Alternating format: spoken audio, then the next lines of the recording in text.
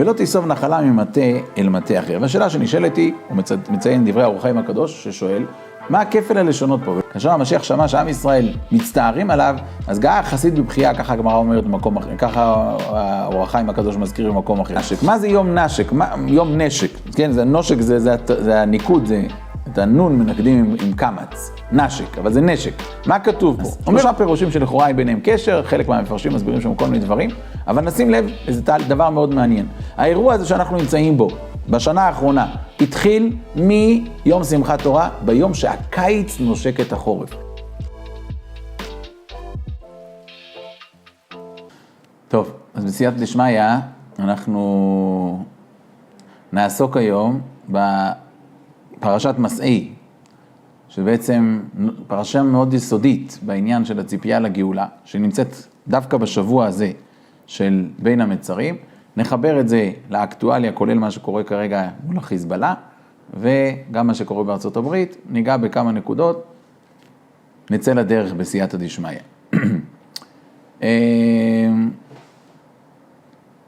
שבוע שעבר, פרשת פנחס, אומרת לנו התורה הקדושה, שהיו בני יהודה. כשהתורה מדברת על בני יהודה, אומרת התורה, לפרץ משפחת הפרצי, לזרח משפחת לשאלה משפחת השאלני, לזרח משפחת הזרחי, לפרץ משפחת הפרצי, לזרח משפחת הזרחי, לחצרון משפחת החצרוני, לחמול משפחת החמולי.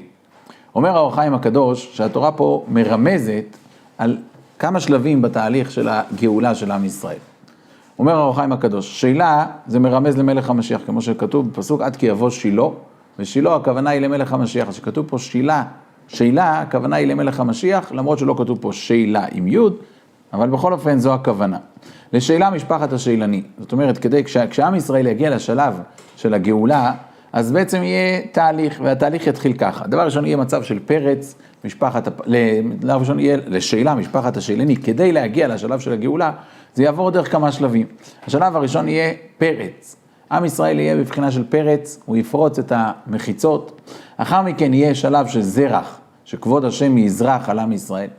לאחר מכן יגיע שלב של חצרון, דהיינו, ייבנו חצרות בית השם, בית המקדש ייבנה, ולאחר מכן יגיע שלב של חמול, שהקדוש ברוך הוא יחמול על עם ישראל, זאת אומרת, תהיה לו אהבה מיוחדת לעם ישראל, שזה יהיה בשלב של אחרי בניין בית המקדש. והוא כותב דברים מעניינים, הוא כותב שהגאולה של עם ישראל תלויה בנקודה אחת. הנקודה הזו שאנחנו חוזרים ואומרים אותה כל הזמן, אומר אותה האור החיים הקדוש בכמה מילים ספורות, אז נקריא את לשונו. ואומרו לשאלה, נתכוון למושיע ורב הבא לגאול מגלות האחרון ונקרא שאלה, וגם שיעקב קראו שילה, לא ישתנה השם בזה. הוצא ולמד ממשפחות הרשומות כמה השתנות בשמות. ואולי שרמז בסמיכות מאמר לשאלה, עם מאמר והיו בני יהודה, שצריכים ישראל להצטער בשבילו ולקוות לישועתו. זאת אומרת, כדי שיבוא בני יהודה, אז עם ישראל, זאת אומרת, הגאולה תבוא, אז עם ישראל צריך להיות במצב של לשאלה. וכמו שאמרו רז"ל, במעשה רבי יהושע בן לוי, ששאלו המשיח, האם ישראל מכירים בצערו וחולים עליו, עד כאן, הגמרא מספרת שרבי יהושע בן לוי פגש את המשיח, וכאשר המשיח שאל אותו מה קורה עם עם ישראל, כאשר המשיח שמע שעם ישראל מצטערים עליו, אז גאה חסיד בבחייה, ככה הגמרא אומרת במקום אחר, ככה האור החיים הקדוש מזכיר במקום אחר. וכדברי הזוהר בפירוש פסוק כל צופייך נשאו כל, והוא מאמר ויהיו, פירוש יהיו בוואי, שהוא עצר למשפחותם בשביל שאלה, והוא אומרו לשאלה. זאת אומרת, כאשר עם ישראל יגיע לשלב שהוא יהיה בוואי, זאת אומרת בצער, למשפחותם, מה קוראים שאלה? דהיינו מלך המשיח. ובזה יהיו משפחת השאלני, פירוש דור שבן דוד בא, ויקראו על שמו דורו של משיח. אומר האור החיים הקדוש בתמצית, התפקיד של עם ישראל בסוף הגלות, יהיה נקודה אחת, להיות בוואי, זאת אומרת לא להיות במצב של צער, אלא להיות במצב של הצטערות, על זה שמלך המשיח עדיין לא הגיע, ועל ידי זה גופה, שאנשים יצטערו על זה שהגאולה עדיין לא הגיעה, על ידי זה גופה הם יביאו את הגאולה של עם ישראל. ופה אני רוצה לעבור לדברי התפארת שלמה, בפרשת מסעי, פרשת השבוע שלנו, והדברים יהיו קצת ארוכים, אולי נקריא חלק מתוך הדברים שלו, אבל הדברים שווים לשמוע אותם, כי פשוט הוא מתמצת בכמה קטעים ספורים, את כל מה שקורה איתנו, ואת כל מה שאנחנו צריכים לעשות, כדי לצאת מהמצב שאנחנו נמצאים. כולם מבינים שהמצב שאנחנו נמצאים בו לא אמור להימשך לנצח, לא מצב של מלחמה ולא מצב של רדיפות מכל הכיוונים, זה מצב שאמור להשתנות באיזשהו שלב. אז כדי להבין מה התפקיד שלנו לשנות את המצב, לצאת מתוך הטררם הזה, אז נסתכל בדברי התפארת שלמה. התפארת שלמה פותח עם שאלה. השאלה היא כזו, כתוב בפסוק בפרשת השבוע שלנו, שבני יוסף באו אל משה רבינו ואמרו לו שמכיוון שצלופחד נפטר בלא בנים, אז אולי נחלתו תיסוב לשבט אחר. ואז הקדוש ברוך הוא אומר להם ככה, ולא תיסוב נחלה ממטה אל מטה אחר, ופסוק חוזר ואומר שוב, לא תיסוב נחלה ממטה אל מטה, ולא תיסוב נחלה ממטה אל מטה אחר. והשאלה שנשאלת היא, הוא מציין דברי האור החיים הקדוש ששואל, מה הכפל הלשונות פה, ולא תיסוב נחלה, ולא תיסוב נחלה? מה התורה רוצה להשמיע לנו פה עם האריכות הדברים? וכאן הוא יוצא למהלך, ואנחנו נקריא את הדברים שלו ונשתדל להסביר אותם. אז הוא מתחיל עם קושייה נוספת. קושייה נוספת אומרת ככה, בפסוק הראשון לא נאמר אל מטה אחר, לא תיסוב נחלה, כתוב ממטה אל מטה. בפסוק השני כתוב נאמר למטה אחר. מה כתוב פה? אכן, הנה זה מרמז על מעלת קדושת ארץ ישראל וירושלים, תיבנה ותיכונן במהרה בימינו אמן. כי הנה צריך כל אדם להשתוקק בכל לבבו על ארץ ישראל וקדושתה. כמו שכתוב, שאלו שלום ירושלים, ציון דורש אין לה, כך כתוב בחז"ל, ציון דורש אין לה, מכלל דבעי הדרישה, זאת אומרת שכדי שירושלים תיבנה, יש ליהודים תפקיד אחד, והתפקיד הוא לדרוש את ירושלים, זה מה שכתוב בפסוק, שאלו שלום ירושלים. ועניין התשוקה, היא מועלת בעצמה על הגאולה העתידה. הרבה אנשים שואלים את עצמם, מה זה מועיל שאני אחכה למשיח? למה זה ייתן לי? תכלס, שהוא יבוא, הוא יבוא. בינתיים תן לי ליהנות מהמצב העכשווי, להיות שקוע במה שקורה עכשיו. מה זה ייתן לי להיות שקוע בציפייה לגאולה? אומר לנו תפארת שלמה, לא. התשוקה עצמה היא זו שמביאה את הגאולה. במהרה בימינו. והיינו, כשישים האדם על ליבו, דברי הכתוב של פרשת השבוע שלנו, בשאלה שהוא פותח, לא תיסוב נחלה ממטה אל מטה אחר. מה קרה? כי הקפידה התורה שלא תיסוב נחלה ממטה למטה אחר, אף על פי שכולם י"ב שבטי עיקה, כולם קדושים. ומה חילוק בין זה לזה? סך הכל זה זבולון וזה יהודה. שתי שבטים קדושים, שתי שבטים יהודים, צדיקים, ישרים.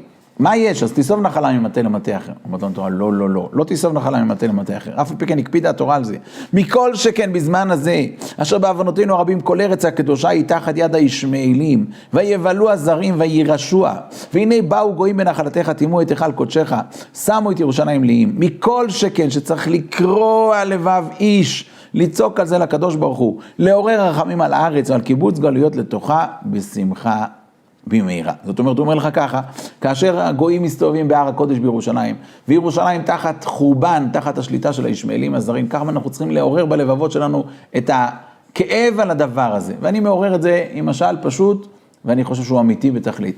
כל אחד היה חווה, אירוע, רב משתתפים, האדמו"ר יושב בשולחן, בתיש, חתונה, וואו, יש המון אנשים, כולם באים, כולם מסתובבים, כולם מרוכזים כלפי מקום אחד. ראש הישיבה יושב בבית הכנסת, יחד עם התלמידים, יושב בישיבה בראש השולחן, כולם מסביבו. עכשיו, לא יצויר שיבוא אדם אחר שהוא זר, וינסה להתיישב במקום. מה יקרה לו? אחת דתו לצאת משם, בשן ועין מה שנקרא, ולפעמים אפילו ביותר מזה. חוצפן, מאיפה אתה? מי אתה שתבוא ותשב פה? המקום הזה שמור. מי אתה בכלל שתבוא ותשב? לא נאמר בן אדם רשע, לא בן אדם רע, רק בן אדם שלא מתאים פה למקום, הוא יצא משם בשן ועין. מקום בית מקדשנו, קודש הקודשים, מקום שיהודי שייכנס לשם היום חייב כרת. היום, כמו שהוא אכל חמץ בפסח וכמו שהוא אכל ביום הכיפורים. הקדושה של המקום קיימת, ואנחנו רואים, פותחים את העיתון, רואים את החדשות, ואתה רואה שגויים משוקצים ומטונפים מסתובבים במקום מקדשנו, מקום בית אלוקינו.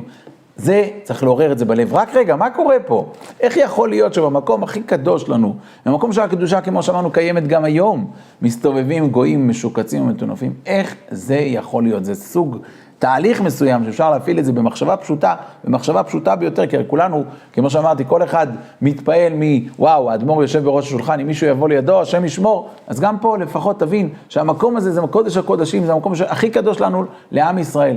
איך אנחנו רגועים ושלבים עם הסיטואציה הזו, שיושבים במקום הזה, מסתובבים במקום הזה גויים משוקצים ומטונפים. נמשיך הלאה.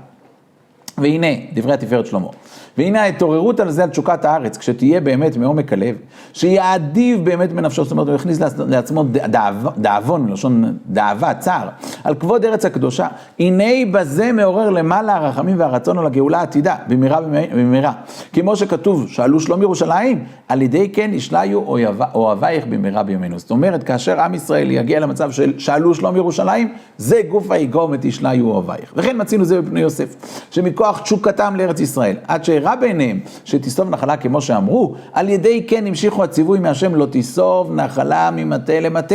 ואם לא היה תשוקתם כל כך לא השיגו הציווי בזה. זאת אומרת, ברגע שהקדוש ברוך הוא ראה שהיהודים כל כך משתוקקים לארץ ישראל, וזה הנחלה שלנו ואל תיגעו בזה, אז זה גופה הפעיל בשמיים, הוראה שכן, לא תיסוב נחלה ממטה אל מטה אחר.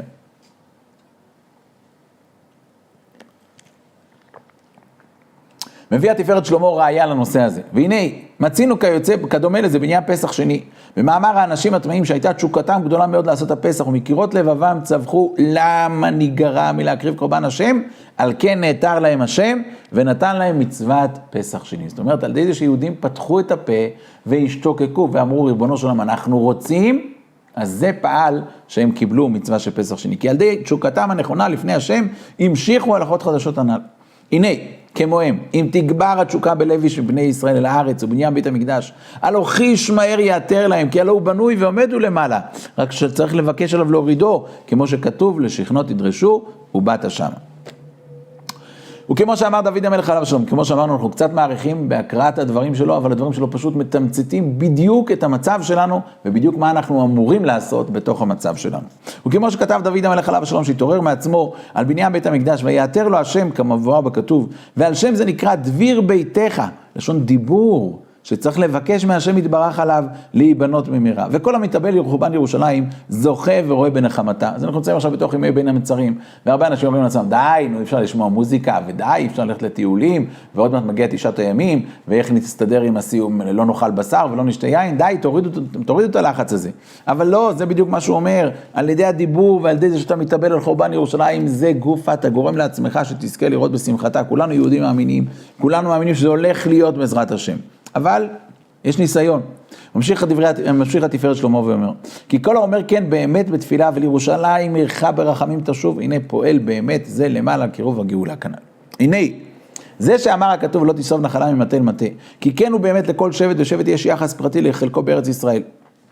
אז הוא מסביר שכל חלק, כל שבט יש לו חלק מסוים, אז הם רצו את החלק שלהם. ולכן, דילגתי פה על קטע מסוים, ולכן, כאשר ציווה לחלק ארץ ישראל, התעוררו מטה בני יוסף עם גודל תשוקתם על הארץ וקדושתה, הנה המשיכו המצווה הזאת שלא תיסוב נחלה שהוא נכון לכוונה זו שביארנו. אבל, אחר כך עבדו אותו החשק, לכן אחר כך הותרו השבטים לבוא זה בזה, שלא נצטוו לתיסוב נחלה, רק לאותו הדור ובואתם כמו שכתבנו. ופה אני מגיע לקטע האחרון, והקטע האחרון הוא ממש דברים בוערים, שהוא אומר במפורש מה אנחנו צריכים לעשות. ומעתה, נכון מאמר הכתוב שנית ולא תיסוב נחלה ממטה אל מטה אחר, וכמו שכתבנו, כי מעניין הסבת נחלה משבט אל שבט אחר, זאת אומרת, אם יש כזו הקפדה ששטח ששייך לשבט זבולון לא יהיה אצל בני יהודה, מכל שכן, נוכל להבין, להקפיד על הסבת נחלה זה ירושלים הקדושה, ביד האחרים הישמעאלים היושבים עליה בהבנותינו הרבים. וצריך להתעורר בתשוקה, להמשיך הדין הזה להתקיים, לא תיסוב נחלה למטה אחר הם הישמעאלים כנ"ל.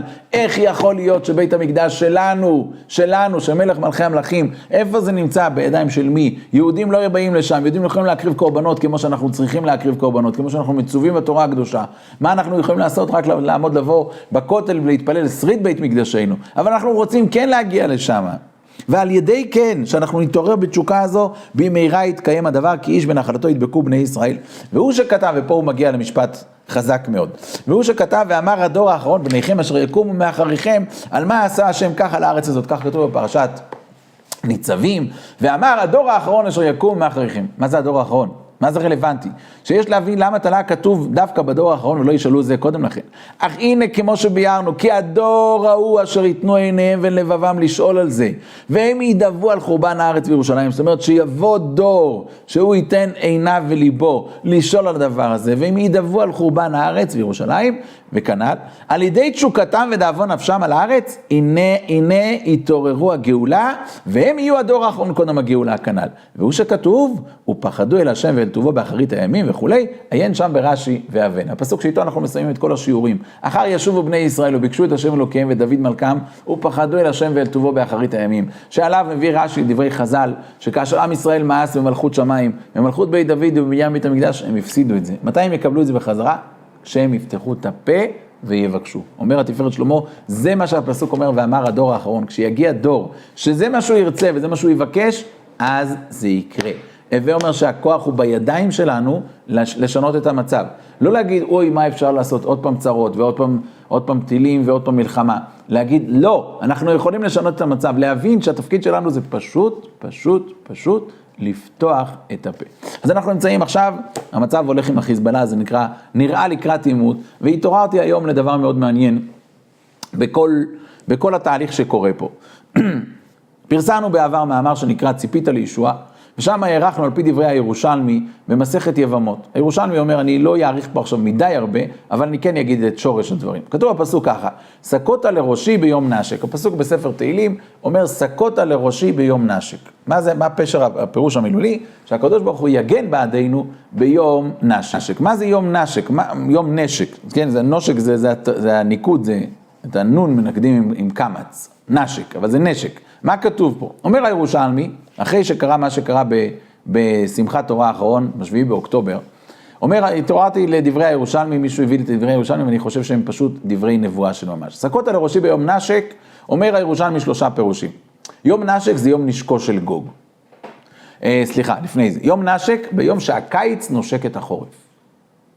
דבר אחר ביום נשק, ביום נשקו של גוג, דבר אחר, ביום ששני עולמות נושקים זה את זה, העולם הזה יוצא והעולם הבא נכנס. 3 פירושים שלכאורה אין ביניהם קשר, חלק מהמפרשים מסבירים שם כל מיני דברים, אבל נשים לב, זה דבר מאוד מעניין. האירוע הזה שאנחנו נמצאים בו, בשנה האחרונה, התחיל מיום שמחת תורה, ביום שהקיץ נושק את החורף. באיזה יום בבוקר אומרים מוריד הטל, ובמוסף אומרים מוריד הגשם, יום שמחת תורה, והרבה יותר מזה. השנה הזו, המעבר האמיתי, יום התקופה, מה שנקרא בשון חז"ל, המעבר האמיתי בין הקיץ לחורף, היה בדיוק ביום שמחת תורה, ביום שהקיץ נושק את החורף. מה יהיה אז? יום נשקו של גוג. תתחיל מלחמת גוג ומגוג. ושימו לב, שהמלחמה הזו מהרגע שהיא יוצאת לדרך, מהרגע שהיא יצאה לדרך, אמרו, זה הולך לארוך שנה. ואני לא יודע, מי יודע להגיד שזה הולך לארוך שנה? אני יודע מה הולך להיות עוד שבוע, מאיפה אתה יודע שזה הולך לארוך שנה? וחז"ל הקדושים אומרים שמלחמת גוג ומגוג תארך 12 חודש. אז ביום שיצאת המלחמה הזו לדרך, בכל החדשות אומרים, הערכה היא שהמלחמה תארך שנה. אני לא ראיתי שמלחמת רוסיה, אוקראינה, מישהו אמר כמה זמן היא תארך, או מלחמת העולם, אף אחד לא מצפה מלכתחילה שהיא תארך 6 שנים, אף אחד לא דיבר על זה. פה אומרים לך מהרגע הראשון, כל הפרשנים, המלחמה תארך שנה. והנה אנחנו כבר 10 חודשים בתוך הבלגן הזה, וזה עדיין לא יסתיים. החז"ל הקדושים אומרים שזה יקרה. מלחמתו של גוג ומגוג תארך י"ב חודש. והסיפור השלישי, ביום שהעולם, 2 עולמות נושקים, יוצא העולם הזה ומתחיל העולם הבא. לכאורה מתחיל הנהגה שונה של הנהגה של גאולה. וכמו שאנחנו תמיד מוצאים רמזים לכל מה שקורה בגימטריות, אז שמתי לב לגימטריה מאוד מעניינת. המילים סקות לראשי ביום נשק, כמו שזה כתוב בפסוק בתהילים, יוצא בדיוק את הגימטריה הבאה. זהו יום טוב שמחת תורה פ"ד. זהו יום טוב שמחת תורה, שימו לב לריבוי המילים, גימטריה ככל שהיא עם הרבה יותר מילים, היא הרבה יותר מורכבת. זהו יום טוב שמחת תורה פ"ד. ביום הזה מתחיל יום נשקו של גוג, ביום הזה מתחיל, ביום שהקיץ נושק את החורף, וביום הזה יוצא העולם הזה ומתחיל העולם הבא. באותו פרק תהילים, לאורך כל הדברים, הפסוק מדבר לאורך כל הזה, מאיש חמסים תנצרני, מאיש חמסים, זה הפעם היחידה בתנ"ך שהמילה הזו מופיעה באיש חמסים, איש חמס מופיע, אבל איש חמסים לא מופיע, ואיך קוראים להם? לאותם חלאות אדם, אנשי חמס, לא קוראים להם בשום מילה אחרת, איש חמסים, בדיוק כמו שהפסוק מתאר אותם לפני 2000 שנה, מאיש חמסים תנצרני, ומה הם עושים? הם פורסים רשת ליד מעגל, הם פורסים רשת ליד מקום של מסיבה, הורגים המון יהודים, ומה קורה אחר כך? הפסוק אומר, באש יפילם, במאמורות בל יקומו, הם יותקפו באש, במאמורות דווקא בתוך המנהרות, בתוך המקומות שהם חפרו לעצמם. עד כאן תמצתנו מאמר שלם שכתבנו, חלק נכבד מתוך המאמר שזה. אבל יש המשך לפסוק, והפסוק אומר לנו ככה, איש לשון בא ליכון בארץ, איש חמאס רע יצודנו למדחיפות. זה שני פסוקים אחרי המילים סקוטה לראשי ביום נשק. ואני שואל את עצמי שאלה כזו, מי מאויבי ישראל עונה לתואר איש לשון? מי מאויבי ישראל הכוח שלו זה בפה שלו, בימינו. אני לא מדבר עכשיו על בלעם ולא מדבר על דברים ישנים, אני מדבר על עכשיו, 2024. מי זה? יש אחד, שכל פעם, הוא דיבר בנאום שלו ככה, הוא דיבר בנאום שלו ככה, אדם אחד שכל הכוח שלו זה בסך הכל הדיבור שלו, ולבחור שכזה, יימח שמו וזכרו, קוראים חסן נסראללה, יימח שמו ושם זכרו, כן? איש לשון, והפסוק אומר לך, איש לשון בא ליכון בארץ, איש חמאס רע יצודנו למדחיפות. שימו לב לפסוק, אנחנו יהודים מאמינים, והתפקיד שלנו זה לפתוח את הפסוקים שנאמרו בשבילנו, ולנסות לחבר אותם אלינו. והפסוק אומר ככה, איש לשון בא ליכון בארץ, איש לשון בעצם הוא יכול לשבת בצד, ולהגיד, העזתים שיחנקו, שיאכלו את מה שהם בישלו, אני אתחיל למלחמה עם היהודים כשיתאים לי, לא, אבל הוא אומר לא, אני צריך לעזור להם. והוא נגרר לתוך המלחמה הזו, שלא מרצונו, איש לשון בא ליכון בארץ, איש חמאס רע יצודנו למדחיפות. אז שימו לב לגימטריה שהתחדשה לי ממש היום. אם אני אומר שאיש לשון זה נסראללה, אז שימו לב, איש לשון, הגימטריה של המילים האלו, עולות בדיוק את המספר הבא. חסן, נסראללה, מנהיג, חיזבאללה. עם הכולל. כידוע שעוד אחד אפשר להוסיף, כך כתוב בחז"ל. המילים איש לשון זה בדיוק חסן, חסן ח' סמך א' נון, נסראללה בדיוק ר' א' עם שני למדים, מנהיג חיזבאללה, איש לשון בא ליכון בארץ, איש חמאס רע יצודנו מדחיפות. אז הנה התהליך קורה מאור וגידים, ועכשיו נקווה שהולכים למחוק אותו, השם יעזור ובשמחה, שנגיע כבר לישועה שלמה, אנחנו לא מחפשים את ההצלחות הנקודתיות כמו שנגיע עוד רגע.